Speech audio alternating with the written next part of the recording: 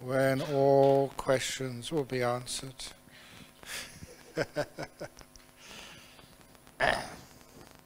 So, you want to get yourself comfortable first of all, and we'll see what's in the box today. Actually, there's not that many.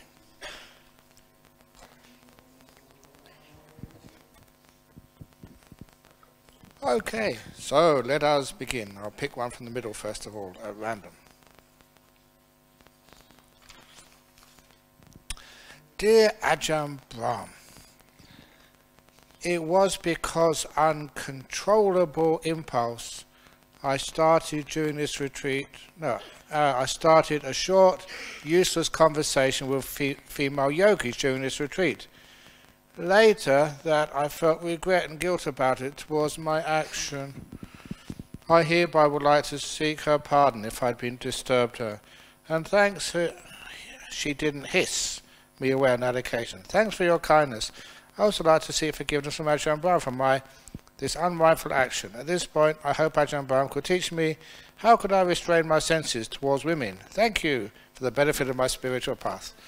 Of course, I'm the expert on restraining my senses to the opposite gender. 44 years as a monk. And a bit. So, yes, the other person always goes shh, because so it's not an appropriate thing to do during the retreat, but people make mistakes, and if they make mistakes, it's just you bring it up, you tell people, and then afterwards you just ask forgiveness and learn not to do it again. That's all. Be more mindful. I was telling somebody today that uncontrollable impulses, they're not uncontrollable, it's just you haven't learned how to control them yet. So one of the similes which I developed when I was staying in Thailand, in the jungles, where there were so many dangerous snakes. Do you like snakes? You don't? Ah, they're nice and cute. But anyway, they are dangerous sometimes, especially if you step on them. They're not so dangerous if you urinate on them, like I said the other day, especially if you're a monk, and then it's like holy water. But because there was, and people told me, they used to say in that part of Thailand there were 100 different species of snake. 99 of those species were venomous. In other words, if they bit you, you're in big trouble. And the last species of snake, if they weren't venomous, but they'd usually strangle you to death. In other words, they were all very, very deadly. So you had to be very careful of snakes. I was never ever bitten by a snake because I had loving kindness towards them. Stepped on them once, but just managed to see this, what a big snake would come into my hut. And I jumped one way, and the poor little snake jumped the other way. And you can see that he was really frightened. And so just, oh, come on, snake, you can go out that way. And of course the snake went out. Over in Australia once was this huge tiger snake. Because I was on my 6-month retreat when I never talked to anybody for 6 months. But I talked to the tiger snake, came and kept me company. It was huge, it was 2.4 meters long. Oh, sorry, no, that's a mistake. 2.7 meters long. Because I missed it, because it was stretched in the shade of one of my kuti. And I built that kuti, so I know sort of how much it is on the outside with the bricks. A really big snake, but I was just washing my bowl. It was a really hot day, and all the snake wanted was a bit of cool, to shade. So I was washing my bowl, and the snake came, and he looked at me, and I looked at him. Well, you can use the shade in my hut, it's okay. And I just carried on washing my bowl. And then the next thing I turned around, I wasn't paying any attention to him. He'd actually turned around to take the shade in the hut. He was checking me out first of all, is this monk okay? And of course I was. And he had his tail pointed towards me. And his head was just the other way. So, to me that showed he was very trusting. So, we never had any monks being bitten by snakes, or any lay people being bitten by snakes over in Bodhinyana Monastery. Well, I remember this was after I left, after Ajahn Chah got really sick, that there was one Singaporean monk got bitten by a snake over, it's an interesting story, got bitten by a snake over in Wat Nanachat in Thailand. And so he was bitten by a snake, and then he went into the office, and there's another monk in the library. He said, "Oh, where's the snake book?" He said, "Oh, just up there." And so he picked up the snake book. He was looking at the Singaporean monk, looking through the snake book. He thought, "Oh my goodness, that's the one which just bit me, and it's deadly." And the other monk, "Well, that one," and he could see the wound, the 2 puncture marks, and it was swelling up. And so the other monk, said, "Wow, I better go and get somebody." And somebody asked me, "Can monks run?" Yes, they can. when they have to get some help. So he ran into the village. There's no telephone. Ran into the village, and so he didn't get the doctor, the medic. He got what they call like the witch doctor. The fellow, because this man in the village, I heard about him when I was a monk. In that village, in Bongwai village, if ever any of you have gone there, they threw away all the anti-venom. Because this fellow had a chant, a gatha, a magic chant, which he said, actually cured a snake bite. And many people had snake bite, and this thing worked. So he brought in the spirit doctor, witch doctor, I don't know what you call him, but who had some chanting, a layman. And the layman came in there, took a look, oh, this is serious. So in front of this Singaporean, highly educated, this Thai man started doing his chanting, and he chewed something in his mouth and spat it onto the wound, do some more chanting. Now imagine that was you. This poor Singapore fellow, just bitten by a deadly snake. He turned around to the other monks and asked, very sort of humbly and politely, "Can I have a proper doctor, please?"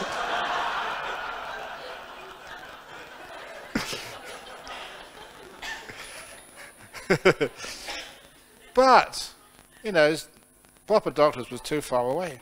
So he was doing this and chanting. And the monks there, they said, just the swelling went down and the wound closed. And he was fine. And it was one of those magic stuff, which, sometimes I wasn't there to see it, but I know there are other people who saw it. And so, yeah, this is sometimes the magic stuff which they have. So if I had a chant like that, would you trust me if you got... Oh, would you say, "Get a doctor!" So sometimes some of the things you see in this world are just really quite strange. But anyway, the simile of the snake is that because in the evening time, or in the early morning, there were so many snakes around the forest monasteries, that after I finished, and the shoes I had, I got these big Birkenstocks now, but in those days, sometimes you didn't have any shoes. You had sandals, and they soon fell apart. You tried to fix them up with string and all sorts of stuff, but it was really poor, so sometimes you didn't have any shoes. So you had to walk, on the bare sand at night time when there were snakes around. So, but what I did, it was mindfulness. I said to myself, when I left the hall to go back to my hut, or leaving my hut to go to the hall, there are snakes around. They're not malicious or vicious, but, that if you step on them, what do you expect? They might bite you. So, I said, I'm going to be on the lookout for snakes. I'll be mindful. I'm prepared, looking out for them. So that meant I wasn't just going down the path thinking of the meaning of life, or thinking of just, of songs or old girlfriends or anything like that. I was really on the lookout. I was very mindful. And if I saw a shadow across the path, it could be a twig, it could be just some moonlight against a sapling, I wouldn't give a second thought. I would just turn back and go another route. If there was no other route, I would jump over that shape, because you didn't know that could be a snake. Most times it wasn't. Most a stick or just a shadow, that sort. But I had to make sure I would see that snake before it got me. And that's the way I avoided those dangers. The same way, if you have a danger on a retreat, as one of the precepts you find it very difficult to keep, then psych your mind up, program your mind. I've got to be careful of lust or anger or just greed or whatever, and you put that into your mind. I'm going to be on the lookout for this, so that but when you see it coming, you catch it beforehand and you avoid it. Or another story similar, it was, I'm not sure if you ever knew this monk a long time ago, Ajahn Brahm. He was a monk with me over in Wat Nanachat, and he was in the United States and a veteran US Marine, and he'd been in the Vietnam War. And while he was in the Vietnam War, he was laughing at one of his friends when a bullet shot him in the back of the head. He got hit by a Viet Cong bullet. And, fortunately he was evacuated in time to save his life. But when he woke up in the Marine hospital, a field hospital, the doctor said, "You're a Marine, you're a tough guy. I'll just tell you that you're going to be blind, because we had to do surgery on your brain, remove that part of the brain which is to do with sight." And he told me, and I got no doubt about it, he was a very good friend. He said, "Look, if I was blind, I'd already figured out how I was going to kill myself. I was a Marine. He was in a gang before in Buffalo, New York. He was a really sort of bad guy before he got shot in the back of the head. And so he decided to kill himself, but when the bandages were taken off, he could see. And no one knew why, but he could see. And he was just so high, so energized. But I think did I tell this story over in the PGF? No, it must have been in Penang. But before I go on to the main part of the story, that he was put on a veteran's pension, of significant injury, $1,000 a month, and that was in 1969, 1970. It's a lot of money. And so he was didn't need to work, enjoying himself, and he was playing baseball one day with his friends, and the batsman hit the ball high in the air in his direction. It was a very easy catch, except when he was following the ball through the air, the ball vanished. It just disappeared out of the universe, and then it appeared back again. And that was how he realized he had a blind spot in his vision. And he described what it was like, having a blind spot. There was part of his vision was just not registering any sights, but his brain filled in what it thought should be there. So if there was clouds in the sky, his brain, instead of seeing a black hole or something, would actually paint in the clouds. If there was a building, the brain would actually fill in the missing pieces. And the brain had deceived him for many months. But once a ball was flying through the air, the brain couldn't work out the trajectory, so it just disappeared. The sky was still there because the brain had imagined what was actually there, or what it thought should be there. He said, most curious thing in the world, having a blind spot, because for months you can't see it. That's why it's blind. And I've used that similarly for, illusion, avijja, delusion. The thing with delusion, you just can't see it's there. You got a blind spot. And only because when things happen which shouldn't happen, you realize, oh my goodness, that's what I couldn't see for years. A blind spot. But anyway, later on, when he moved to England, he started to get epileptic fits, and because of the brain injury. And so the only way he could deal with that problem was using his mindfulness, just like the snake simile. Once the epileptic fit was going, he just couldn't do anything. He was just totally out of control and just very unpleasant. and especially just very worrying for everybody else. And fortunately he survived them all, but then he decided that the only way that he could cope as a monk was actually being so mindful he could see the causes of that epileptic fit. Trace it back. He knew this particular tension, tightness, or the vision was starting to go a bit strange. That was the lead up to an epileptic fit. And many times he knew something was happening and it just happened. But then he started going further back, catching it earlier and earlier and earlier and earlier and earlier and earlier, until he could catch it so early that he said, if I keep carrying on, I know that this will happen next, and then that will happen, and that will happen, and I will have the fit. But what he did was catch it so early he could do something else. Take another course of action, which was usually going to his room in the darkness, laying down and meditating, relaxing. And he didn't have any epileptic fits after that. So it's interesting how he used mindfulness to really understand just the whole process of the epilepsy, and to see the signs earlier and earlier and earlier until he could avoid it. That's just like if you have any problems, a snake, you see it before it catches you. If it's like the bad habitual speech, catch it before it gets you, and then you can always do something else. Anyway, to Ajahn Brahm, we talked a lot about letting go. However, sometimes it is difficult to let go. Even if you want to let go, could you share more concrete techniques how best to let go?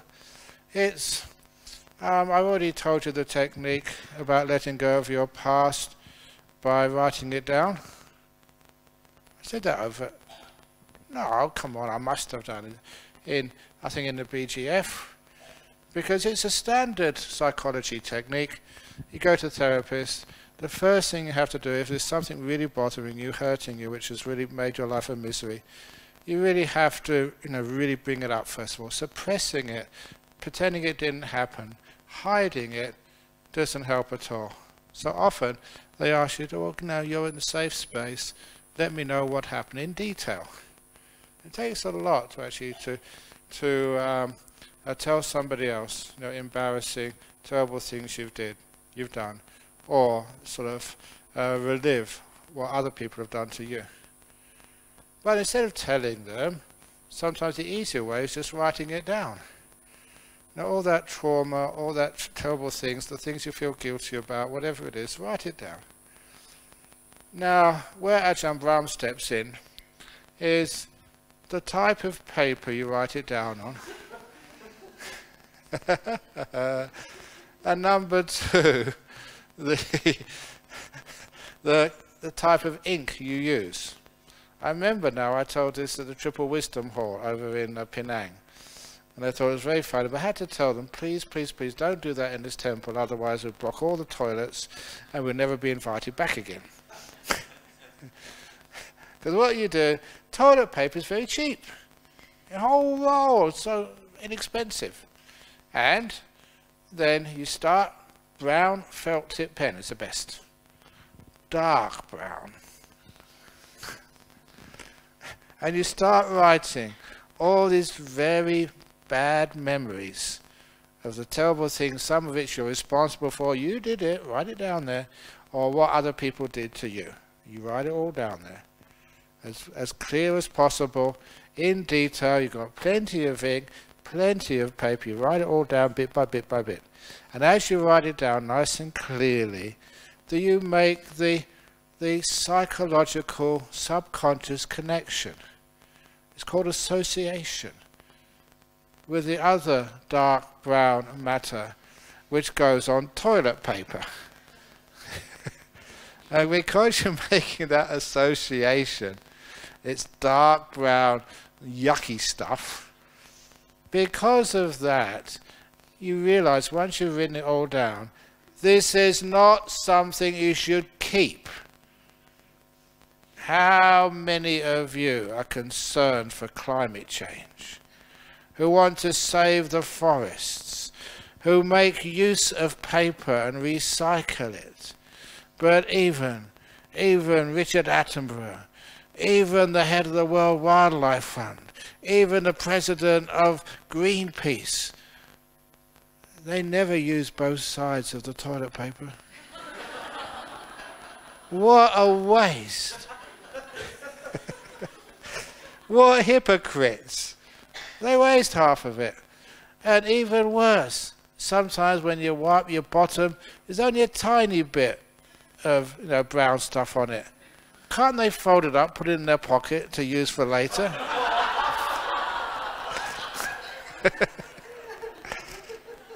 And of course, no one does that.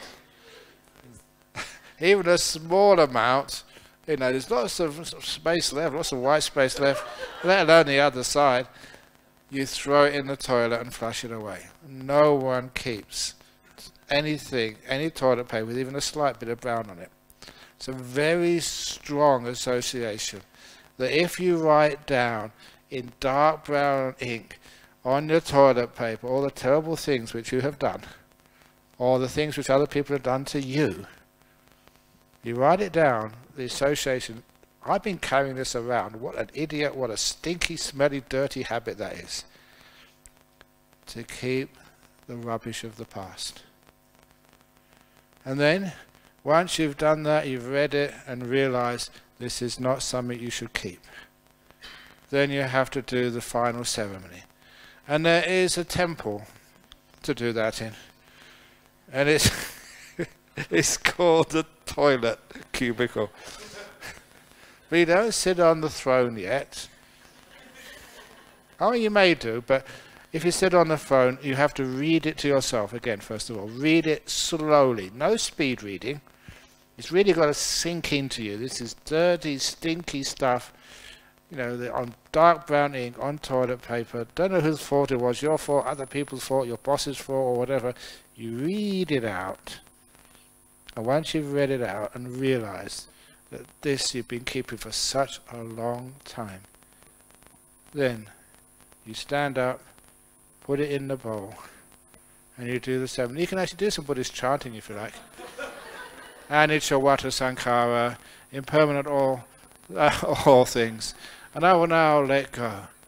And you press that amazing button on the top.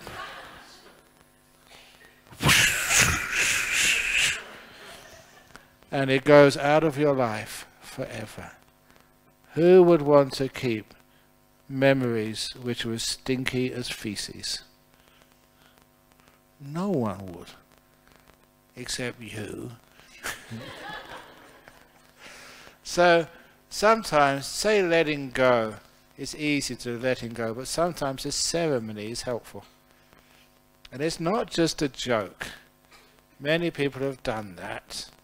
And they do it because it's easy to remember, it's funny, but it's also really meaningful. You read it, put it all down, and you realize, wow, I've been carrying this, and this is dirty stuff, filthy stuff. It's not the sort of stuff a human being should keep. And then you put it in the toilet bowl, flush it. The actions, when done mindfully, with the associations, understanding why you're doing that, is a ceremony which reinforces and strengthens the act of letting go. And many times people say it works. It just frees you with that strong association. So that's one way of letting go, which is very, very helpful. Now Ajahn Chah used to say, I've told you this before, when I was with him, he would stop by the side of the road, pick up a stick, how heavy is this? And before I could answer, throw it away. And so I'd ask people to do that first of all. Put all your bad memories on a piece of stick and throw it in the forest. And then I was polluting the forest because people had so many bad memories. So the toilet paper one is a much more appropriate one for you.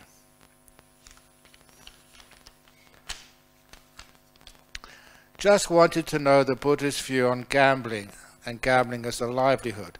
The 5 precepts didn't include gambling, but a quick check with Ajahn Google. Ajahn Google? I can Google. Okay, Google. Did mention that the sutras did disallow both recreational gambling as a livelihood. What if I work for Genting Casino? It depends where you work. There are some people, they work there, but they just clean the toilets. because many of the people from here won't do that ceremony down here, so they go up on the cable and go up and do their letting go up the top there. It depends what you're working at. Should I quit and join a more wholesome industry instead? What if I'm a professional poker player but vow to donate 90% of my tournament winnings to Bodhinyana Monastery or the BGF? But what if you lose? Does that mean the Bodhinyana Monastery has to pay your debts or the BGF?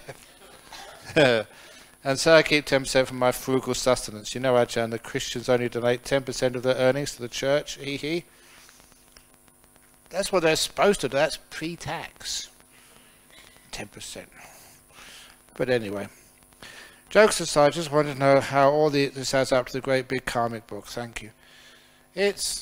They call in the sutras gambling a pathway to trouble, abhayamukha, basically for really bad states.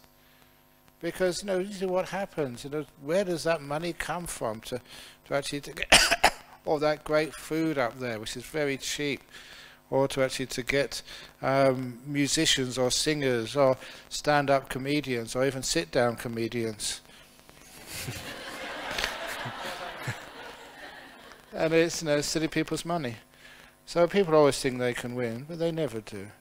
The problem is that sometimes people come to like a temple, first of all, a lucky temple, and they do some chanting or something, because they think if they go to a lucky temple, then afterwards, they may beat the odds.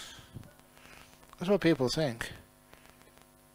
And I shouldn't say this, but sometimes that happens. Because one of my friends, he's getting really old now. He was in the British Air Force in Singapore, working as a dental technician. So he was there. They needed all sorts of people, and he met a nice young Singapore girl. They got married, Julie and Gus. And every year she had to come back to see her relations, and they were yakking, and he was bored as ever, didn't know what to do, and they were yak, bored, what should do. And his brothers-in-law took sympathy on him and said, do you want to come to the race course this afternoon? And just basically anything to get away from yak. So he never liked gambling, but he went there anyway. But before they went to the Singapore Race Turf Club, whatever it was called, all the brothers-in-law and Gus, they went to a lucky temple. They didn't tell me where the lucky temple is. That's good, because you can't get it out of me, because I don't know. They went to a lucky temple. When they got in there, they found the place was really dirty. And so they all cleaned it first of all. And I always think that's really important. If you clean the temple, care for it, wash it, dust it, then obviously if there are any heavenly guardians there, they would like you. So afterwards they lit their incense, and then they went to the racetrack. You know what happened? They all lost. They lost quite badly. But anyway, so it was a good afternoon for Gus. But the next thing which happened was the weird stuff. That night, Gus had a dream of a horse race. Very vivid, and he did remember the name of the winning horse in his dream. And so, just for, fun, he's pretty bored, just living with his in-laws for a week or two, that he looked in the Straits Times, the horse racing section, and he looked down, and a horse by that very name was running that day. This is true story. This is not a joke. This is true story. So what did he do? He called his brothers-in-law. Hey, we lost yesterday, but I had a dream last night, a clear dream, and the horse, which I dreamt about, is actually running this afternoon. Come to the racetrack. We'll just recoup our losses. And you know what those brothers-in-law say? Look, that was a Singapore temple. We were Singapore citizens. And no spirit in a Singapore temple will tell an Ang Mo without telling us. We don't believe it. So because of that, he went to the racetrack alone. He put quite a bit of money on that horse, and it did come in first. It won. And so he got a lot of money back. And when he told his brothers-in-law when he got back home, they were so upset. They were really angry. Oh, these Singapore spirits and Singapore temples, they look after these white people first. Not us. That's really... So I don't think I ever went to that temple again. You can understand, it's really unfair, isn't it? Just, you know, Singapore temple, Singapore spirits. And just Ang Mo goes there just once, and he wins a lot. But anyway, but the gambling is always very dangerous. So that's why it's good not to do gambling. But it's worse if you're a monk or a nun to do gambling. Because this is another true story. And I don't mind telling you who the culprit was here, because, you know, she was a very well-known nun, Ayakema. And it wasn't it was just a moment lack of mindfulness. Because what was happening, that she had finished teaching a retreat in England. And her driver, who I know very well, was taking her in the car to Heathrow Airport, but having some lunch on the way. Now I know somebody is taking me to KLIA, Terminal 2 tomorrow, but please don't give me lunch at the casino. It's very cheap up there probably, but this is what the driver did. There was a little pub on the way to the airport, and they had a nice restaurant, but to enter the restaurant you had to go through the pub. And in the pub, you know, the British pubs are more like social centres, or they do serve alcohol, so they're not like rowdy and rough.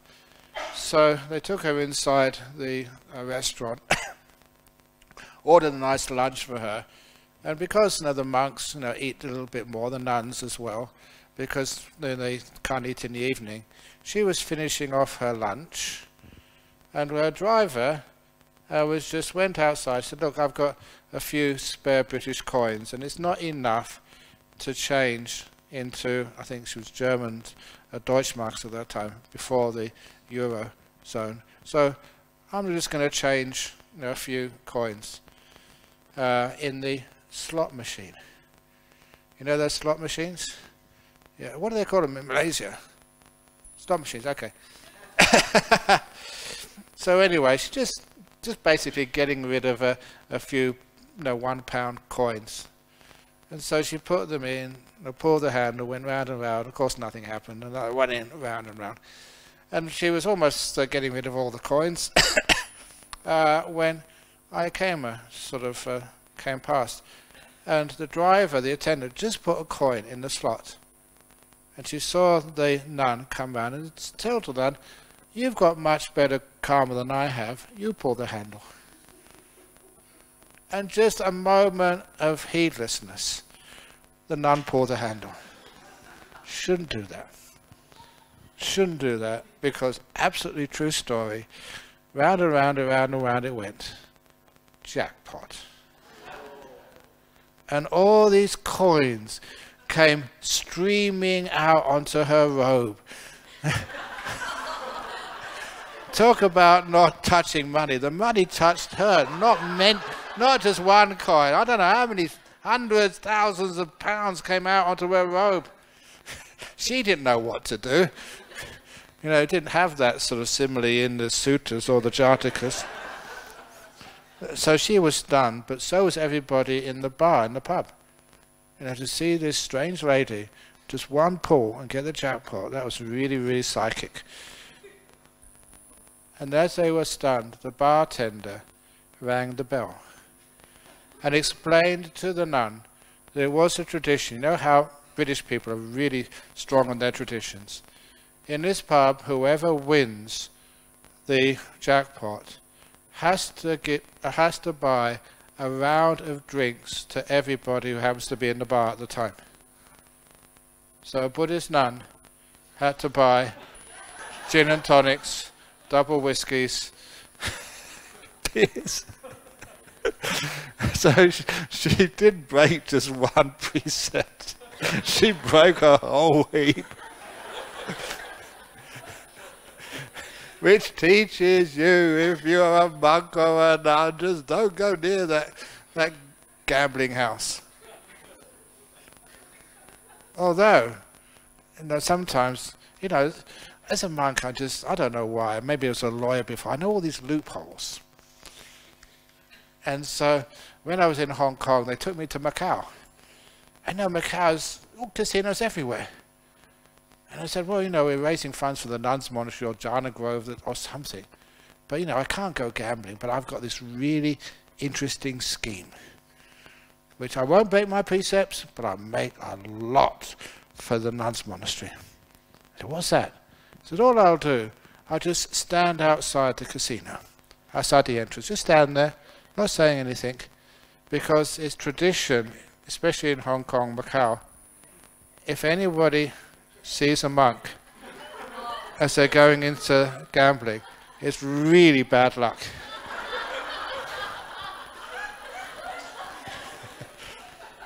So I'll be standing outside there, doing what a monk should do, just stopping people gambling. And because there's so many other casinos, I go to the one next door. And sooner or later, somebody, like the doorman or the security there, will see that no one is going into their casino because of me. And I say, well, I'll move to the next casino if you give an adequate donation. And it's worth, you're losing a lot of money every minute I stand outside here. And then when I move to the next casino, I do the same thing. No one go to the next casino until they figure it out, and they give another donation. And there's many casinos I could really clean up without breaking any precepts and doing my job of trying to prevent people from gambling.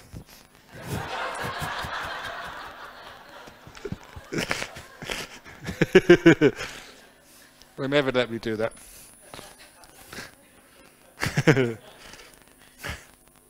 Well, the other thing I thought of doing, Ajahn Brahm, you're a crazy monk, but I thought I'd stand outside the casino and just put my belly out. No, not yet. It has to be $10 a rub.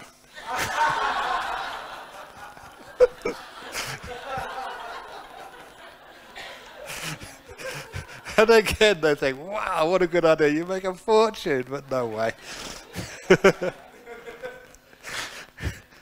Oh, yeah, some good fun. But I never did it. Is it encouraged to set an intention before meditation, or is it better just to be present to whatever arises without first priming our mind? Well, you sort of, at the beginning of the meditation, it doesn't really matter that much if you set a direction. Now you tell yourself, this is my meditation time. It's not a time for thinking about business. It's not a time for thinking about the stock market or family or something. So you just set the boundaries when you start meditating. And once you set those boundaries, it does actually help a little bit. But it's not intention of where you want to be. It's almost like what I don't want to do during this time. It's a restraint, it's saying no to things. And that really can help. You call it setting boundaries. What's the gambling one? It's a good story, gambling. Forgive me for the lack of propriety. Now, do I have to forgive you first before I read on? Or let's make my forgiveness conditional on what you're actually going to say. The subject that I'm going to raise may seem immature. Back in the real world, there are a lot of opportunities to fart. F-A-R-T. Thank goodness they don't serve yogurt during the retreat. How to practice my... somebody asked me, said, you must read all the questions out because they're all important. And I said, yes. So I've got to keep my promises. Anyway. How to practice mindfulness while farting. Most importantly, how can one be mindful enough to know when it is safe to fart, especially when one is down with diarrhea? A fart may be a leak in disguise. I must say this is a unique question. I heard that Venerable Ananda got enlightened while lying down to rest. Wouldn't it be great if one can get enlightened as one lets go? It is letting go, isn't it? Just let go. Let one go. Is it okay to use anatasanya while farting? That way, no one can place the blame on me. There is no one farting, it's just the Rupakanda doing its job. Or to quote Visuddhimagga, the fart is, but there is no farter to be found. I don't know who did this. Is it impolite to discriminate against farters? Why should farters... This is it, I can see it later. Sit at the back of the meditation hall. Perhaps everyone should be reminded of Bahia's teaching. In the herd, there will only be the herd. In the smell, there will only be the smell. Can Ajahn please share your profound insights on the art of flatulence? Thank you in advance, yours faithfully, anonymous wayward coward. When people actually sign up for the retreat, do they fill in forms? Can you check the handwriting? We're gonna...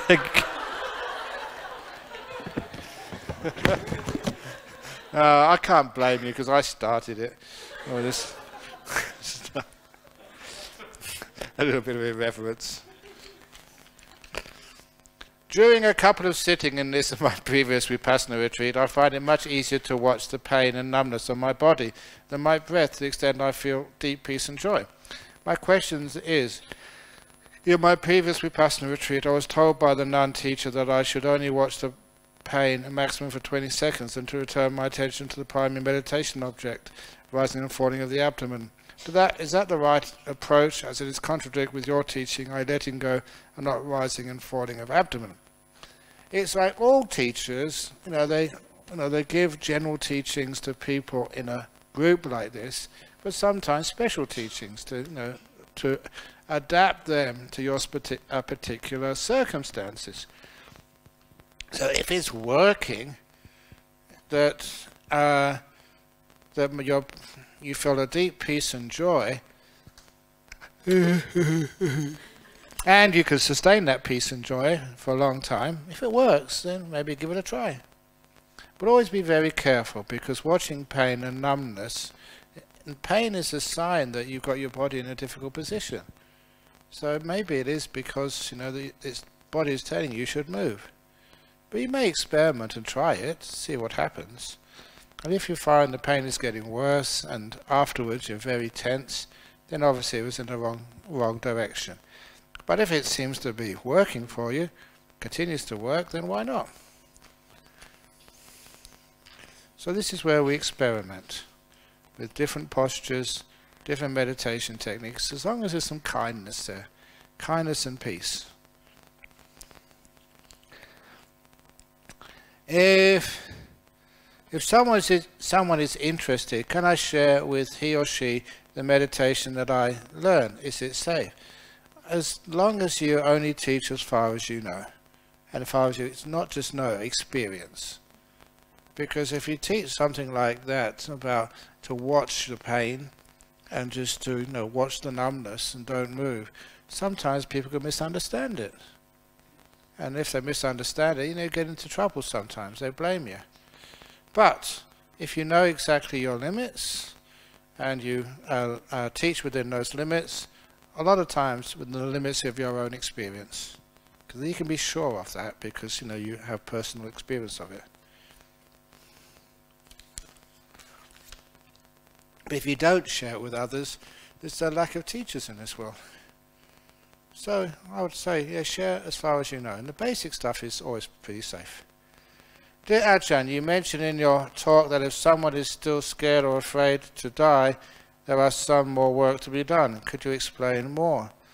Yeah, what that really means is that, scared to die means, if there's like a fire or a snake, you don't test how scared you are to die by putting your finger there. Come on, bite me. No, that is not sort of, but if you're really terrified, And sometimes the fear usually just doesn't, is counterproductive. Sometimes the fear alerts your senses, but sometimes the fear makes you overreact. That is why, again, my own experience, that teaching children, that especially math and science, I did have to do some science teaching as well, that we decided, a group of students, to ask, can we please have a GP come in and tell our students, teaching students, what to do if some kids put sort of like a metal end of a protractor or compass, into these sockets and electrocutes themselves, or if they tip over a bottle of acid. Now what should we do? Because laboratories are dangerous places, and now kids being kids, what they would do. And so sooner or later something's going to happen. So we should be prepared. So the one thing I remember the doctor telling me, he said, no matter what the injury looks like, don't sort of gasp and say, oh, that looks terrible, wow, that's awful, your leg's hanging off, wow, because that will put the little kid into shock. And he said, the shock, I remember him saying that the shock kills more people than the actual injury. It's an overreaction of the body. The blood vessels dilate, and the shock means that there's not enough blood going through, or something like that, I forget exactly. But anyway, he said the shock was one of the big killers. So he said that is one time that you should all lie to your kids.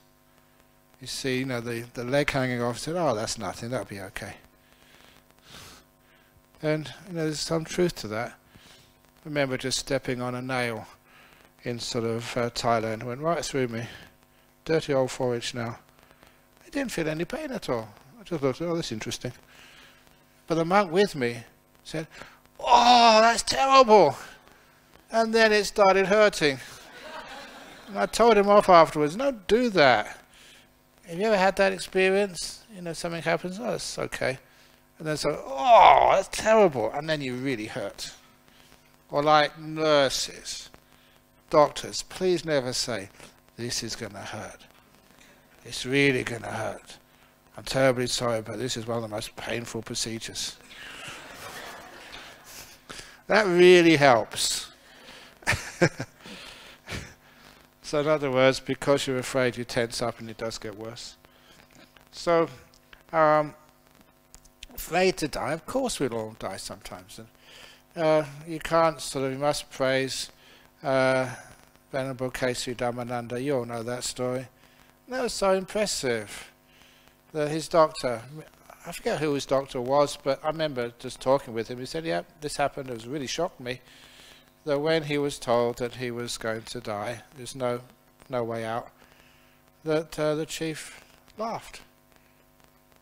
He said the only person he's seen to laugh when he was told he was going to die. Now what a wonderful thing that is. You're going to die anyway, it's not going to help being, so why not just laugh?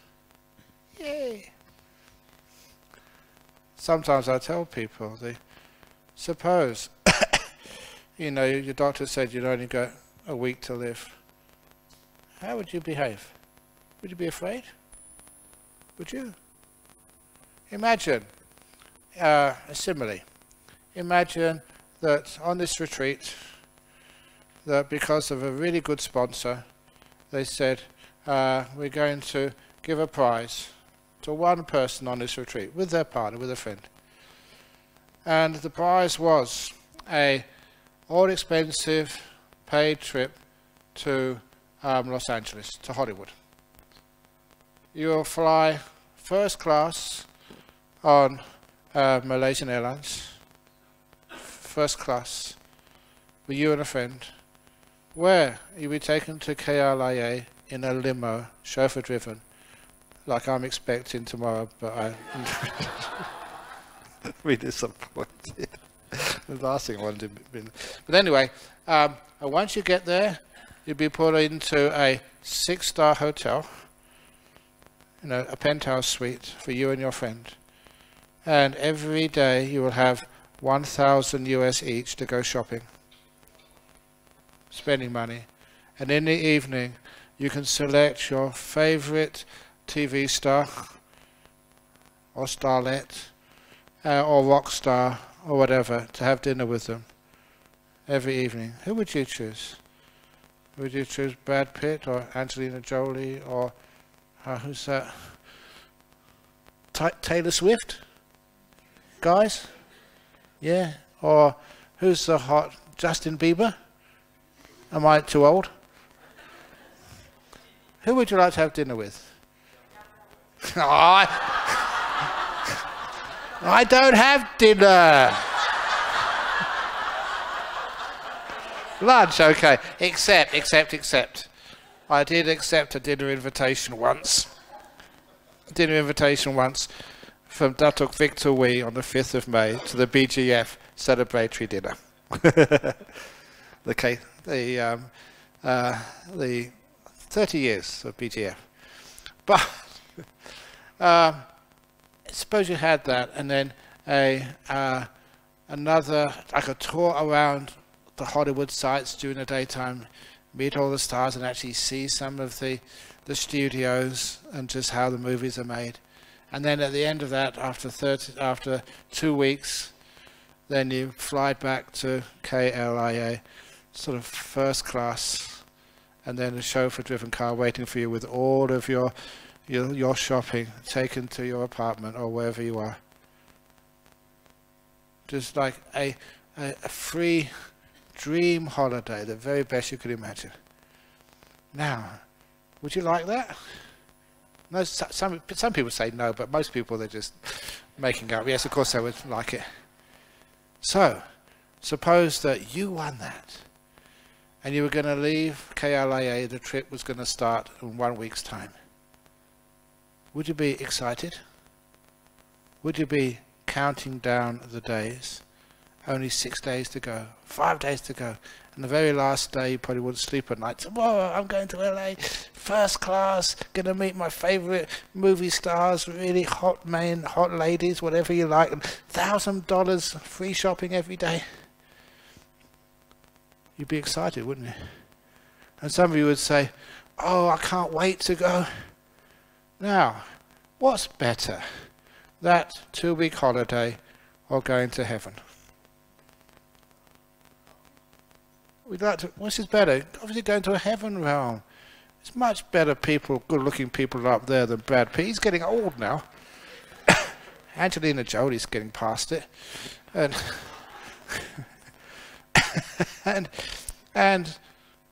would heaven be nice? Would it be more enjoyable, more pleasant? So why is it when the doctor said, Madam, you've won the prize. In 1 week's time, you're going to die and go to heaven. Wouldn't you actually say, I can't wait for a week, I want to go now. And only 3 days to go. Oh, come on. 2 days to go. 1 day I can't sleep the last night, which is usually common before you die. So why are people afraid of death? Especially if they know they've made such good karma, they can have a wonderful time. And also, get rid of this old sick body. Oh, it's it's all tired and painful and difficult. So, if you understand that simile, why are you afraid to die? If you're being a bad girl, a naughty boy, then you might be afraid to die. Ooh, you know what's coming. Ooh. If you've been a good person, a kind person, which just about everybody in this room is, yeah, you've got a few faults, but they're not that bad. So it's amazing. Why are you afraid of dying? So, I can't wait. Another 4 years to go, 3 years to go. I can't make it 1 year. I think you understand the simile. Dear Ajahn Brahm, question, please share the meaning of your name. Sorry, tried to Google it but couldn't find it. Also, how did you get the name? You should know the meaning of my name.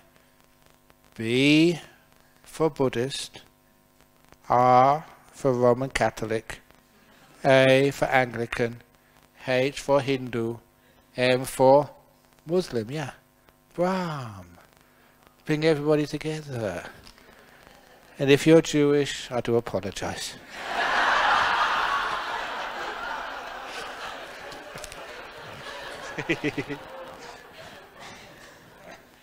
So I was giving it by my preceptor. I got stuck with it. What is the purpose of chanting?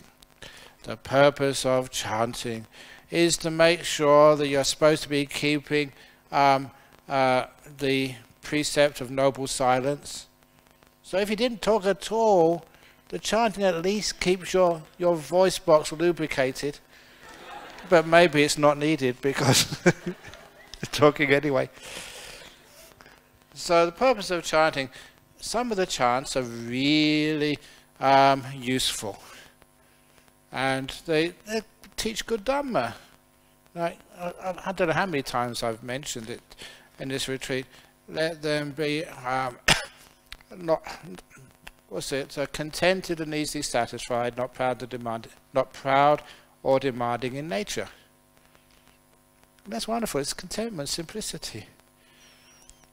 And it's just like a mother protects her child, her only child, so with a boundless heart will we cherish all beings. So you can relate to that. These are teachings which people can understand.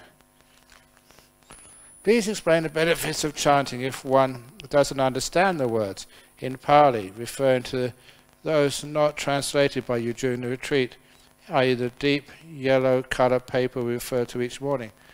Oh yeah, they itipiso and things like that. And sometimes they still have a power, and sometimes they have a power to focus your mind. And sometimes to focus your mind on a chant which you don't know the meaning of is sometimes really helpful. Because if you're focusing on the chant which is translated, sometimes your mind wanders off. Because it's something you understand, and you sort of make connections, and then you start thinking. But if it's a Pali chant which meaning you don't know, then it's you have to work hard to focus on it, and it's also you can't sort of proliferate with associations onto other ideas. Also, one of the reasons why, especially the monks, chant in a language which no one can understand, is because when I do make mistakes, no one knows. And I've done that before. Sometimes I work too hard, and sometimes I get tired. And there's one occasion I realized I was doing some chanting to bless a wedding. And by the time I started the chant, it was too late to do a U-turn. I was chanting the funeral chants. And I recognized it when it was too late to stop. And this lovely young couple, they were smiling and soaking up the chant. They didn't know what I was doing. So I finished it all. Oh, lovely chanting. And they're still together. It's amazing. Anyway, my teenage daughter fears ghosts and vampires. She could feel their existence during the night. What should she do? Also, is it real and can chanting work? She also said she cannot sleep when she chants. Why? You can't chant and sleep at the same time. But maybe after chanting can go to sleep. No, if would feel their presence of ghosts and vampires during the night. Well, you should ask her to ask the vampires, if they only fear them during the night, where do they go during the day? Like ghosts, where do they go during the daytime? Is it the fact they're up all night and they go to sleep during the day? If they go to sleep, where do they go to sleep? And also, what about the vampires? How do they live? What do they do during the night time? Do they have their friends? And if a nice boy vampire likes a nice girl vampire, do they get married and fall in love or something? Or when they kiss each other, does that mean that you know, that the fangs go in. So, and ghosts, you know, does the ghost fall in love? It must be pretty lonely, you know, for a single girl ghost, just looking for someone just to have friends with. And if they do fall in love and get married, do the ghosts have little baby ghosts? I always thought that one day I'll find a ghost, befriend it, and do an in-depth interview, which I can write up in the New Yorker or some interesting magazine. How it feels to be a ghost when no one loves you and everyone is scared of you. They must be very, very psychotic ghosts. And what can they eat anyway, or drink? If they feel like having a drink, it just goes right through them and out of them, makes a mess on the floor. But there was this one ghost story, and this was an old pub in England. This gentleman from Australia, you know, it was a hot day in England, and he went into one of these really old pubs. You know, they just really look quite attractive, you know, 300, 400, 500 years old, with the low ceilings and the wood. Probably haven't changed for centuries. But he was really surprised. They looked very attractive. The prices weren't too high. There was no one in the pub except the bartender. So he ordered a beer, sat down and began drinking. And as soon as he started drinking, he heard a sound. And the sound said, "Very nice tie you're wearing today, sir." And he looked around. No one said that, but it was a hot day. He thought maybe imagination. Someone saying how nice his tie was. And then a few seconds later, he heard the sound again. A nice shoes too. They really match. And who said that? And the bartender was a long way away. It wasn't him. So again, maybe the heat. And so he had another swig of beer. Oh, and a very snazzy jacket, very fashionable, sir. He heard that. It wasn't a bartender. There was no one in that pub at all. So he put his beer down and went to run out. It was supernatural. And as he was running out, so the bartender stopped. "What's up? What's up? You haven't finished your beer yet." He said, "Look, there's a ghost in this pub." "What do you mean there's a ghost?" "Well, I heard this voice. I'm not mad. I heard it. Said a nice tie, and then he said a very nice pair of shoes and a very fashionable jacket you're wearing." And about, "Oh, that's the peanuts. They're complimentary." Somebody understands English. Complimentary. Complimentary means free. Also means they give compliments. They're complimentary. I think you have to be in England or in Manchester to know that joke. Okay. Now you get it. Okay. Oh, that really sort of depresses me when.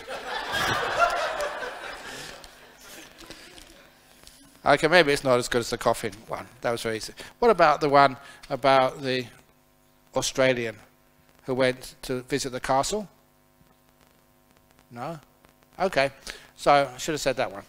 So this Australian went to UK on holiday, and one of the things on their to-do list was to go and visit one of these old castles. They don't have castles like that in here in Malaysia or in Australia. Really ancient, 800, 900 years old. And some of the things which happened in the bottom of those castles, in the dungeons, really nasty torture and killing, and wow, you're going to find a ghost anywhere. That's where you'll find them, in the dungeons of these ancient castles. But she had to go there anyway to have a look. So she was with the guide going down into the dungeons. And usually she wasn't afraid, but this time the whole place was so spooky. Every floorboard she stood on.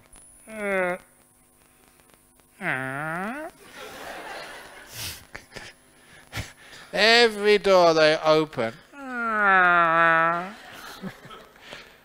And every window they passed, which was always no glass in it.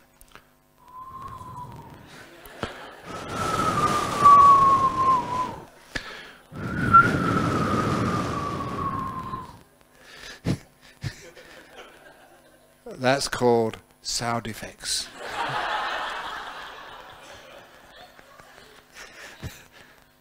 So even though she'd never ever seen a ghost before and no, she never really believed in them, still she was scared. She couldn't wait to get up those old stone stairs into the fresh air. And she breathed a sigh of relief and she asked the guide, "Are there any ghosts in this castle?" And the guide said, "No, no ghosts in this castle.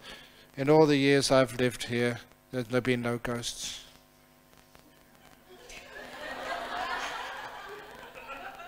And she said, "How long have you lived here?"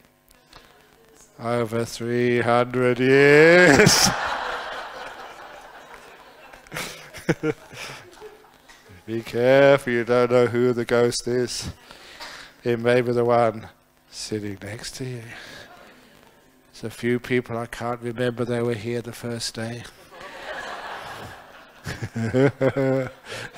Nah, ghosts can't come close when there's a good mic around. What or how can one do to remove the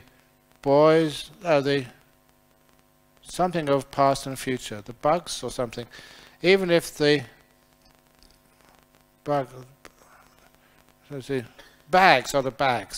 even if the bags, like the shopping bags, are stored in a bin, the bin would eventually become full and need to be emptied, and not all bins have a hole underneath until they are unless they are defective. So what can do to remove the bags of past and future? You just leave them there, and there's something called the rubbish truck will come if you leave them there long enough. That's what they say in the airport. Bags left unattended will be taken away. So all your shopping bags of past and future, take them to the airport, and they will be removed without your knowing. Anyway, I'll just make this up as I go along, as you probably understand. So, but when you remove the bags of past and you put them down, at the very least, you have a rest. And you'll understand what it's like not to be carrying the past and carrying the future.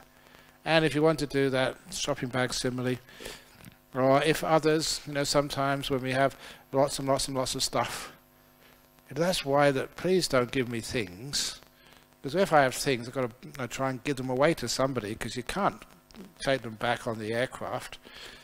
So I try and give them away, or we have auctions or sales or something to share things around. But please don't give monks anything.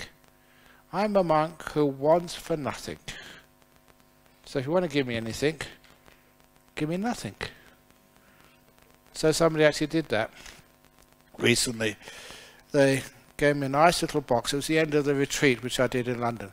A nice little box, wrapped up, and when I opened it, it was empty. Wow, sadhu, sadhu, sadhu. That's what I always wanted. Nothing. Yesterday you spoke of 5 hindrances meditation. However, only doubt and wanting and not wanting were mentioned. What about the other 3 hindrances? Hang on, you can't count. Doubt, wanting and not wanting. Those wanting and not wanting, the first 2 hindrances, doubt are the 5th. So the 2 in the middle. How does one overcome those hindrances? Usually the restlessness and the sloth and torpor. Sorry? Yeah, the restlessness and sloth and torpor. Sorry? Ill will. Ill will is not wanting. You want to get rid of something. So that's the second hindrance. But the sloth and torpor and restlessness, that is a result of wanting or not wanting. You tire the mind out. I did mention that, the sloth and torpor, mentioned when I was either really asleep or I was restless. And I couldn't find that midway. When I really put some effort in, broke through my sloth and torpor, and then I was restless.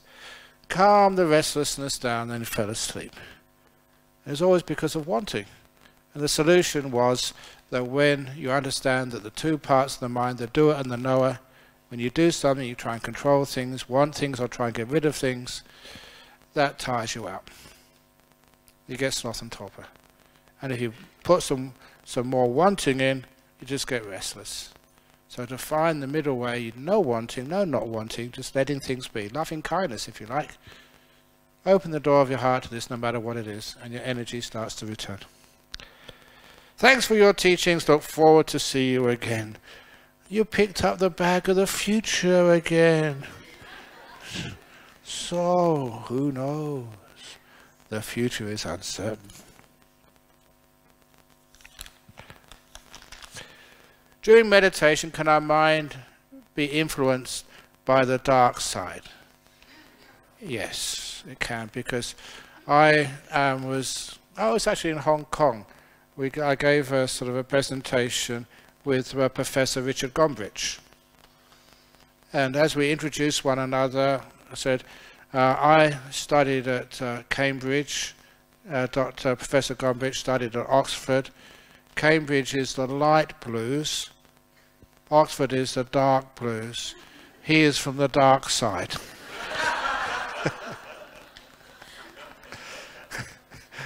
And he laughed. And he says, oh, now we have the lighter side of academia. And of course, that I made it light and funny. But the spirits, no, they can't influence you. Not a person who's on this retreat. They can't influence you. The spirits. Of course, the lighter spirits, like jinn, that's pretty light, isn't it? Transparent. So obviously I made that joke before about alcohol being a spirit. But the spirits, the ghosts, they can only make you scared. And they can actually be quite helpful sometimes if you cultivate the spirits. There was lots of really, this is real ghost stories. There was I think you all know the tsunami ghost? Okay. Yeah, tsunami ghost, a wonderful story. This other one was a couple in an elderly people's home. And the guy, he'd lost his wife a long time ago. The girl, her husband had died a long time ago. The children didn't visit all that often. In fact, for the guy, he didn't have any children in Australia. They were over in England somewhere. So the two of them sort of bonded. They were too old to to get married and have sex or anything like that. They were just really good friends. And he would help her out with somebody repairing things. She was sometimes cooking a meal. So they were really good friends in their late years. And he'd always told her that he had no relations in Australia, but he had, I think, one son over in England somewhere. And then he died one night. And, she was the only friend which he had. So she looked through his things to see if he can find a telephone number, or at least some contact number of the son in England somewhere. There was no contact there at all. So she felt very, very guilty that she didn't ask. And so someone had died and no one could contact the nearest relation. So, one night, soon after the death, she was in her bed and she clearly was woken up because somebody was stroking her cheek. And of course she thought, it's an intruder. Some person was trying to assault her. So she turned on the bedside light. All the windows were locked. The door was locked. So, she could remember that. It felt very nice, but it was a real person. She wasn't dreaming it. And then, an old tradition, she had a tissue paper all folded by the side of her bed just in case she needed it at night time. And the tissue paper lifted up and fell to the ground. There's no breeze. There's no wind in there. No aircon, no fan. It was still. But it rose up and fell to the ground. And she opened it. She said she knew what was happening. She opened it, and inside was a telephone number, which she rang straight away, and it was this man's son. He wrote it on there as a ghost, so that she would be so worried, and so his son could be told that he'd passed away. Real ghost stories are really nice. Real ghost stories. complimentary and bump, bump, bump. That was just jokes. Would you like to continue talking about regarding total free will, or no total free will? Unfortunately, I can't, because it's not under my power. I've got no free will to talk about that. So, the story which I will say is a story which I invented just so many years ago, must be about 20 years ago. And somebody took that story and took the main part and never gave me any recognition on any royalties. Really mean. Because I wanted to explain what will actually is. Will is one of the most important parts of who you think you are. And that's one of the reasons why in our societies we really struggle to get our freedom of choice. So, our will is our most prized personal possession. But the point is that very few people know what the will is.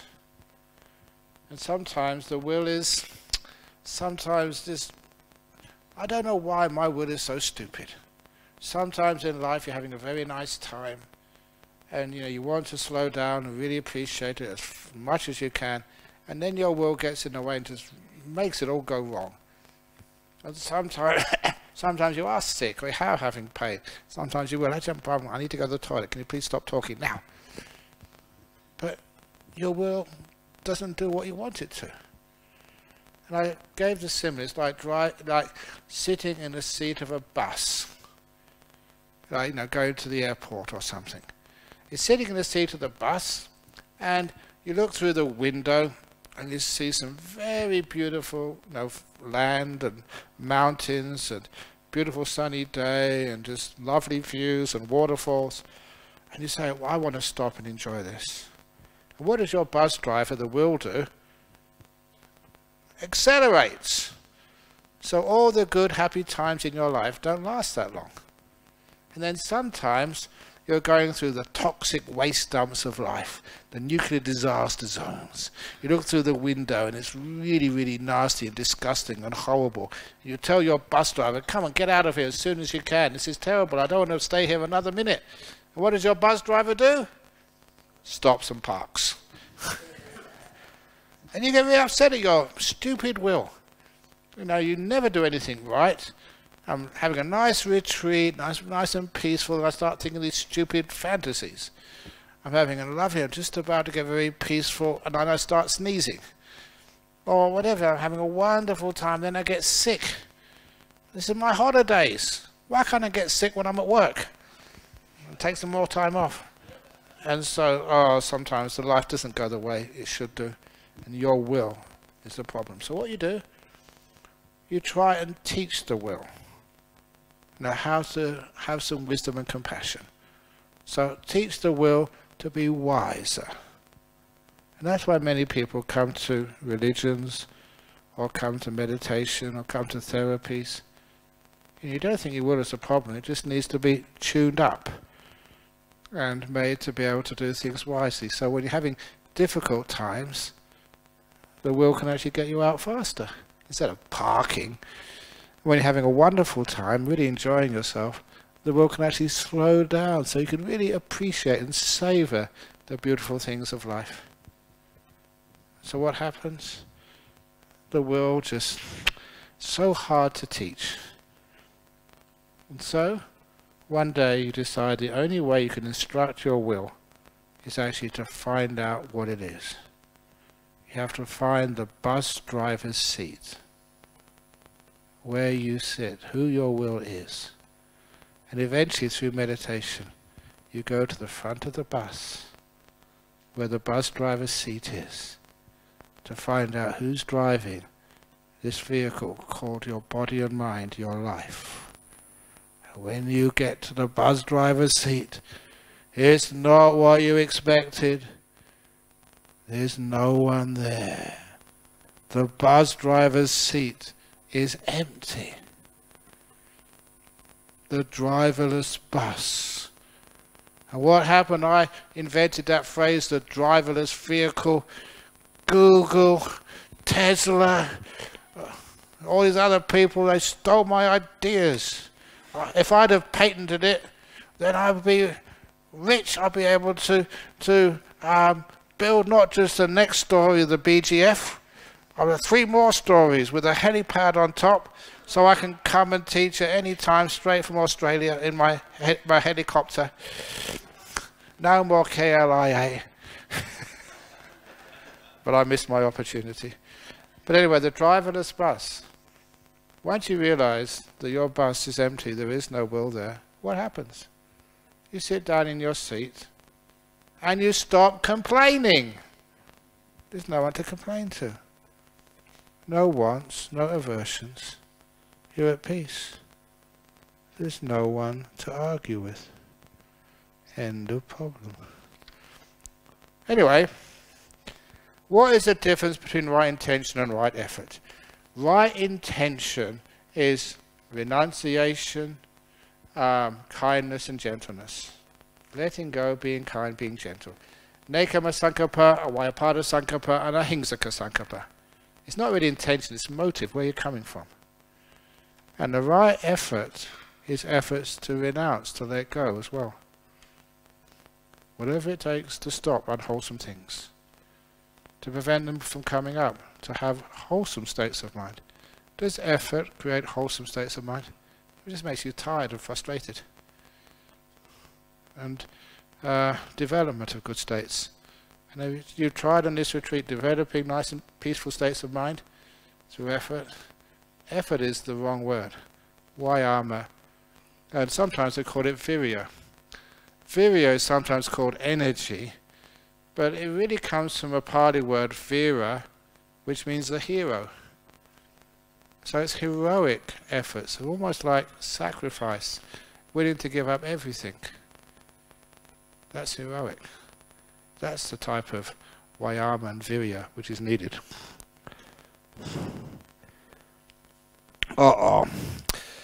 Dear Ajahn, sexual misconduct is breaking precepts. However, some people see sex as disgusting conduct. However, if 2 individuals are not married and have casual sex, is it breaking precepts? If one has a regular casual sex with different partners, is it okay?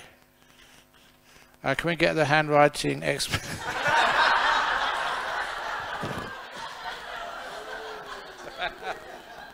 No, I'll never do that to you. I'm just too kind.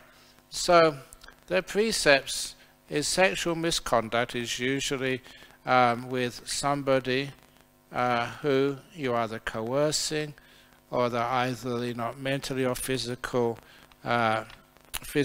able to refuse. In other words, it's coercion. Or if it is with somebody else's partner. Because all these things cause a lot of harm and hurt. It's also with anyone in a teaching position who abuses their position of authority with their disciples. So that sometimes happens with monks and even nuns and teachers in schools who do abuse their position of authority to have sex with their disciples. That is a criminal offence in Australia, and hopefully it is here as well. Even though I've been a very good monk for many, many years, in Australia I have to have a working with children card. So if there's any children who come into one of my talks who's under 16 and sitting in the back, even if I don't even talk to them, if I don't have the working with children card, the Buddhist Society of Western Australia, they get fined about $100,000 or something, and I get fined as well. Couldn't pay the fine, but because of what's happened before with some priests, that it's so hard now. So I don't mind. It's just every year you have to, no, every 2 years, have to go, usually send things up for a police check to make sure I've got no criminal record, especially with any accusations from children. Otherwise, I wouldn't be allowed to do my job. So it's very, very clear, because sometimes the trust has been broken by people in authority. Because of that, it's destroyed so much of people's lives, and also so many people's faith in people of authority. That's why they have the Me Too campaign, over in United States and many other countries, where women have been really abused, by people in authority, your bosses, or famous film stars, or priests. And so that's one of the reasons that is sexual misconduct. Very clear and simple. And so that is where, the sexual act between a consenting couple, can be a pretty wonderful act. I was a lay person before. When I was a lay person, I had a girlfriend and we slept together. So it was fine. If it wasn't casual, because we were sort of committed together for a while. So in the end, I think I was very happy that I had that experience. So at least you know something of what you're talking about. Otherwise, I'd be just hypocrite. What did you know? But casual sex with different partners, I think that's just missing out on something. And you get the sexual act coming together with another person. Sometimes it's very sticky and very sort of emotionally entangling. And if it has many partners too soon, it does get very, very, very messy. So because of that, it is usually just one partner. I know in the old days, I'm not quite sure of Malaysian Chinese culture, but that sometimes wait till we get married. But also is a good argument to say, if you're going to buy an expensive car, you're going to lay out all that commitment of funding, you have to pay it off for many years. Test drive before you buy. That's putting it grossly, but sometimes you can see the reason behind that. Actually just see what it's like living with that person. Because, if you wear makeup and when you go out with a guy, they're always really nice and very nice. Oh yeah, I'm a very good person. But you don't know what they're really like until you actually live with them. So sometimes there is some logic behind this. It's disgusting. It's very difficult sometimes, and it's wonderful to know there's more to life than just sex. There's other pleasures which are very amazing, just the beautiful pleasures of inspiration, of giving, of other forms of love, and also just of deep meditation and peace. So know what you're doing, and don't harm anybody else, and don't harm yourself. I'm sure you've faced many challenges as a Buddhist monk in the past. What keeps you going? Oh, at least I got employment and got a secure place. So in this very difficult world, just who knows when you might get the sack. But I haven't got the sack. There's nothing to sack me from. And even if I did get accused of something I didn't do, and I went to jail. Ah, yes. Because in jail, you can go on retreat. No one bothers you. And you don't have to worry about your food. At least they give you some food. So if I went to jail, I would actually volunteer to go in solitary confinement. A retreat. Wouldn't that be wonderful? And they say, we're going to take away TV. You say, yes. And not see any other prisoners. Yes. So it'd be nice and peaceful. And that actually did happen to this. Oh, we've got to finish now. That did. I'll try not many more stories. This is like, well, I don't know. Probably I will break that rule. But anyway, that this monk, Chalkun Tape Siddhi Muni, he was the abbot of Wat Mahatat. This was just before I came to Thailand. And a very good monk, meditator, very, very simple living. He was the number 2 in line, no, the next in line to be the Sangharaja of Thailand, the head monk of Thailand. The number 3, the next in line after this, what Chalkun Tape Siddhi Muni, really wanted to be the head monk of Thailand. Obviously for the wrong reasons. And so he thought, this number 2 monk is just so good, so popular, and so fit and healthy. I'll wait forever to become the head monk of Thailand. So I'll have to do something about this. So what this number 3 monk, he set this number 2 monk up by recording many of his talks.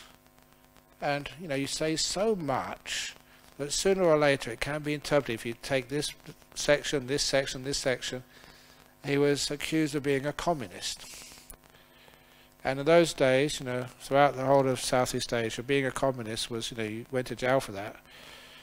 So he was accused of being a communist, he was taken to court, and he was so peaceful, never really tried to defend himself, was just too passive. And so he was convicted and put in jail. And if you're a monk who put in jail in Thailand, you have to take off your brown robes and wear white.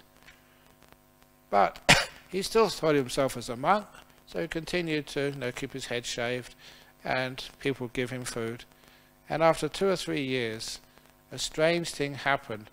The old Sangharaja passed away, and so the number 3 monk was installed as the head monk of Thailand, and was going to the old Don Mueang airport in the north of Bangkok, before the new one was built obviously, and in a motorcade, because this is VIP.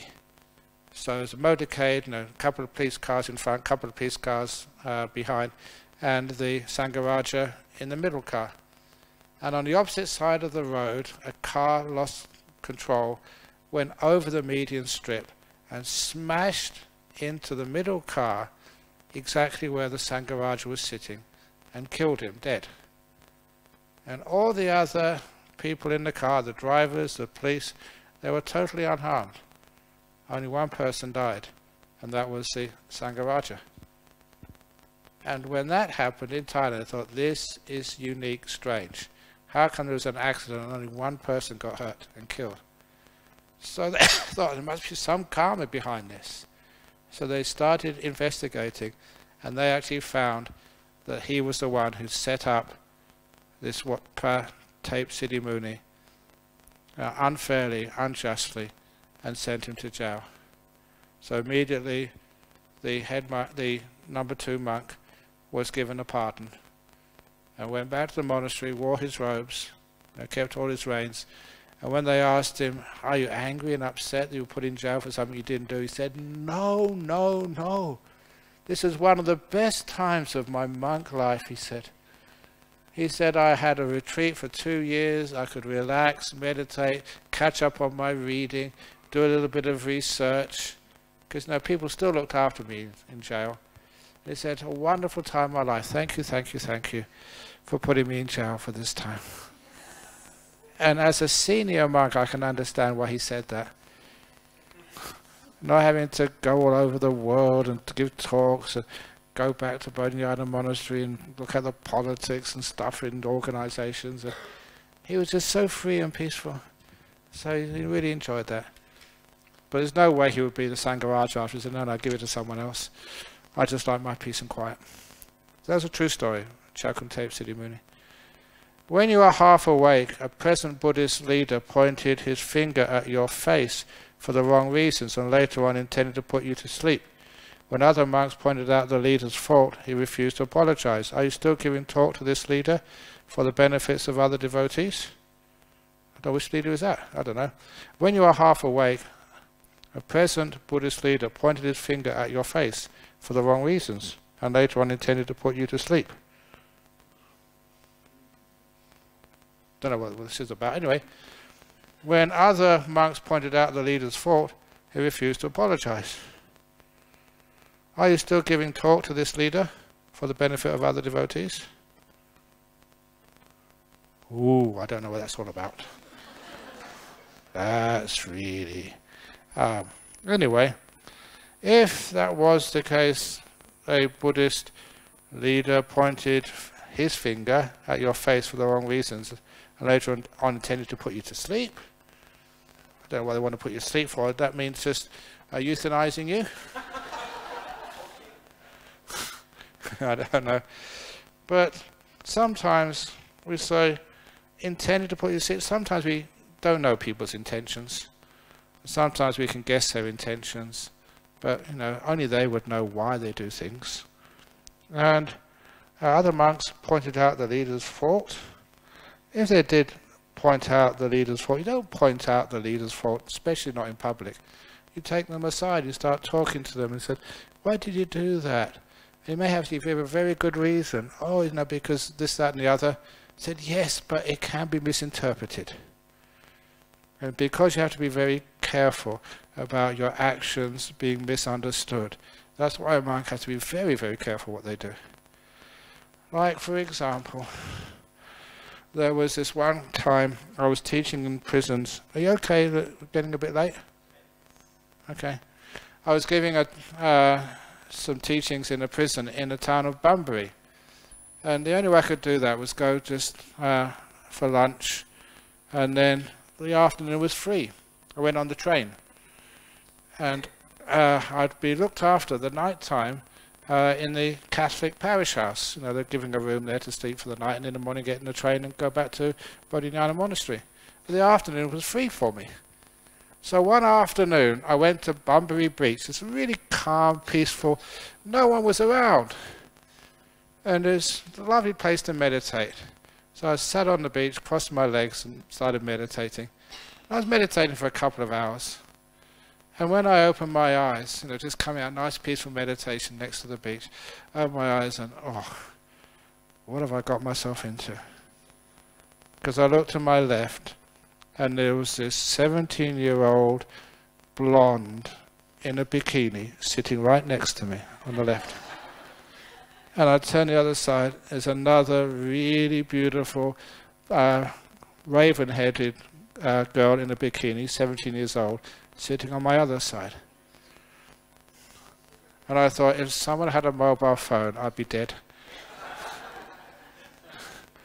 Because the reason was, and the reason I know they were both 17 years of age, because that day, I never realized this, it was the last day of school, when they finished their final exam of the session in year 12s, grade 12. They just finished their last exam in the afternoon. And what do you do if you live next to the beach in Australia? Get into your bathers, bikinis and celebrate. Free at last, exams are over.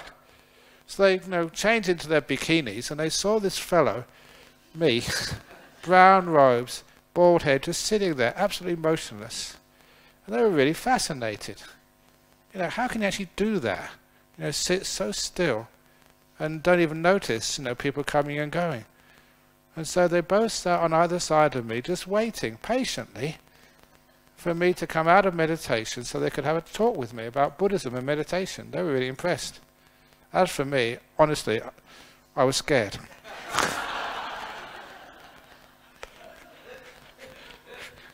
It was totally innocent. I've got to go now, really. Because otherwise, if someone had seen me and photographed me, what would you say? It was an innocent explanation. But that's one of the reasons why, as a monk or as a nun, anyone in a position of authority or power, it's not just your intentions, but what it looks like to others. So I must always remember that. So that's all I can say about that. You don't know what happened, why. Sometimes people get misunderstood. What is the difference between states of samadhi and that of falling asleep? Okay, I think somebody actually asked me this privately. What it is in falling asleep, you're not mindful. You're not aware. You've got no happiness, no joy, no power. But in samadhi, you're really awake, fully awake, much more awake than you are now. Focused, and it's like when you put that magnifying glass in front of the sun. Instead of being spread all over the place and being dull, it's very powerful, it can burn. So, obviously in a good way. So that's where you have a lot of power. How to enjoy without wanting or greed. Usually, when pleasant feeling arises, liking or greed follows. So if we enjoy the nimitta, does this allow wanting to creep up on us to destabilize the nimitta? Yes, it does. The wanting destabilizes it, so you soon understand that. So you put your mindfulness and awareness into keeping the causes correct. In other words, just not wanting anything. And then because you're not wanting anything, you're content, letting go, then the nimitta gets stronger and stronger and stronger. The enjoyment which arises from letting go, from freedom.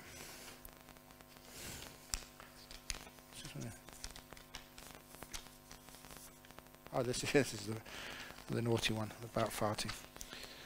Ajahn can suggest any meditation place in Chiang Mai, Thailand. Sadhu. It's been a long time since I've been free wandering around Thailand, so I don't really know where to go in Thailand. I do know Ajahn Ganha because he's a good friend. Other than that, I don't know where to go in Thailand. So, find out for yourself where to go in Thailand around Chiang Mai. Should celibacy be practiced by a married couple already have kids in order to practice meditation successfully? You can still develop deep meditation even if you're not celibate. Just like I mentioned, I hope I don't offend anybody, but you know, when I was with a girlfriend, I had a beautiful sex with her, and then a week later just went to a retreat and got into really deep meditation. And obviously I wasn't celibate at the time, but I could still get into deep meditation.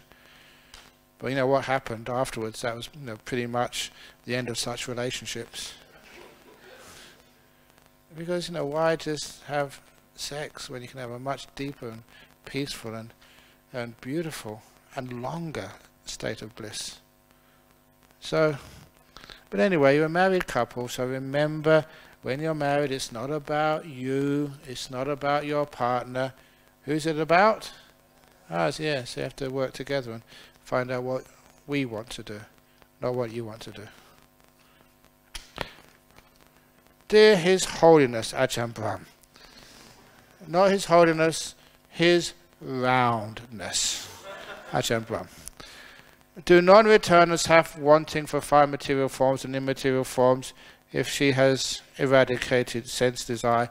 Sense desire is the desire and attachment and the craving for the five sense realm.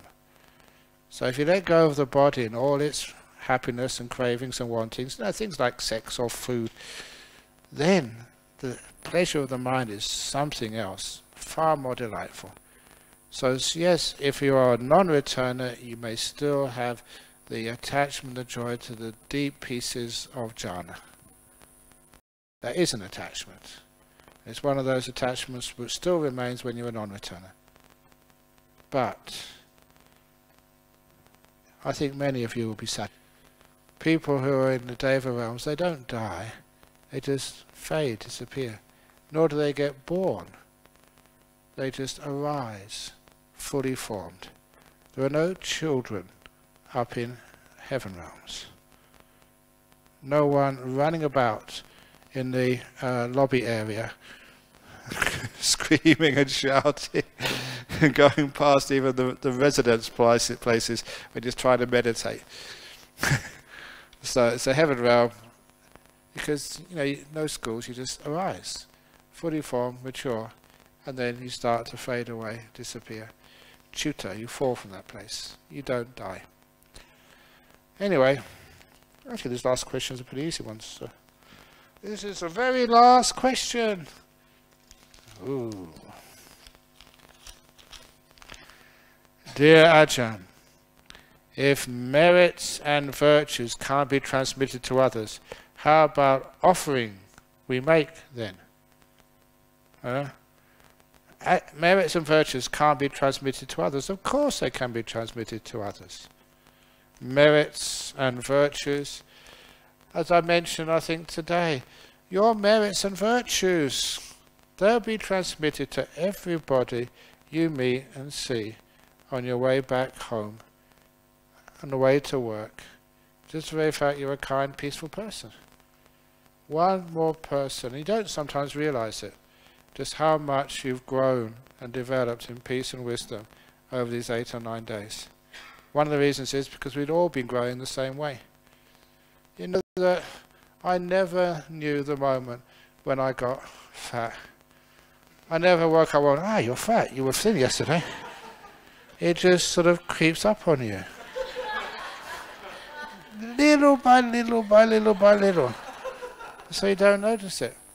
Just like your wisdom and compassion and your stillness, your progress in meditation, just day by day, you don't realize just how much you are making peace and being kinder.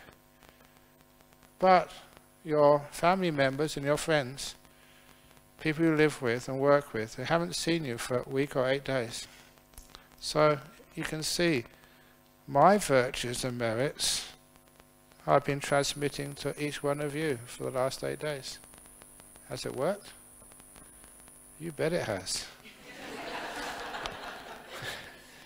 So that is how virtues are transmitted. Sometimes we think it has to be some psychic thing, transmitting virtues to the other side of the world, but please don't try transmitting virtues to me. That would be like sending a donation to Bill Gates.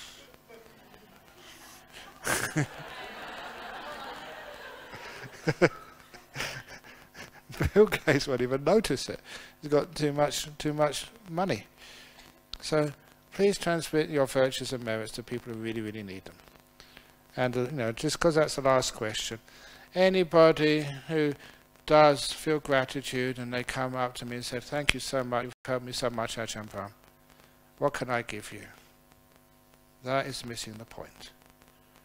If this is what Ajahn Chah said to me, and he said, "If you really want to pay off your debt of gratitude," said Ajahn Chah, "you have to go and help somebody else. And when you've helped somebody else and they come up to you and say, 'Thank you so much, you've really helped me, what can I get you?' I say, 'No. Now you're in debt to me. You've got to go and help another person.'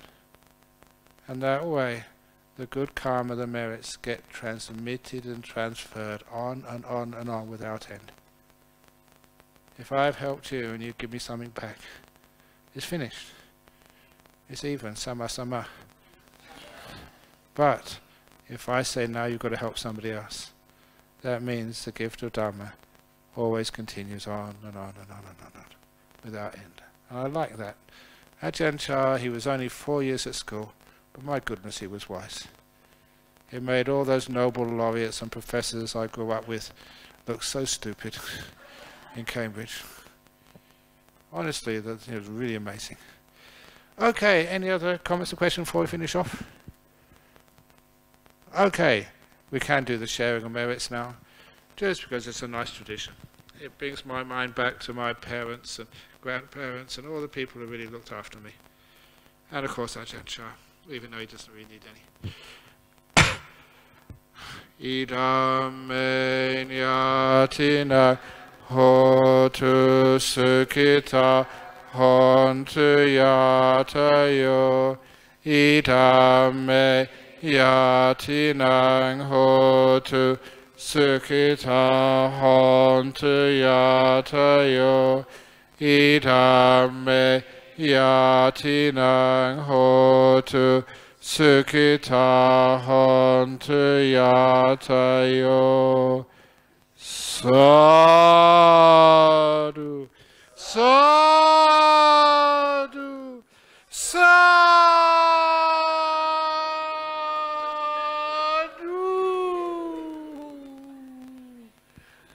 A nice big one for the end. Okay, but there is still meditation tomorrow morning. And even now it's only 12 minutes to 9, to 10. The night is still young. Now have a break if you need to. And the mornings, what's the schedule again? It's 6 o'clock chanting. Where's it gone? Okay, 6 o'clock chanting and then 7:30 breakfast. And then afterwards, what do we do? A closing photo. And where's that? Here? Okay, here's after breakfast, come down here. Okay, so closing photo and last words. Very good. Excellent.